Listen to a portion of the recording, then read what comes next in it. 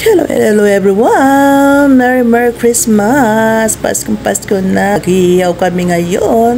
Dala pala nila ate ko at saka pamangkin ko yung pork barbecue at saka yung tilapia. So maghihiyaw-hiyaw muna kami. Excited na ako sobra dahil alam ko kasi masarap ang pork barbecue pagkatimpla nila. Yan ang ewan ko ba kung ano sikreto nila tuwing naghihiyaw, talagang parating masarap ang kanilang barbecue.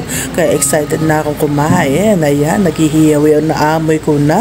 So nagugutom na ako, grabe. Kaya yan, ipapakita ko sa inyo. Meron din kami tilapia na hihawan namin. Dami nilang dala, tsaka malalaki rin yung mga tilapia, mga dala nila talaga. So linagyan namin ng kamatis, sibuyas at asin. At syempre yan ay mga naluto ng barbecue namin. Napakasarap na natikman ko talaga, sobra. Talagang makakain ako madami nito. Yan, Merry Christmas! Thank you for watching!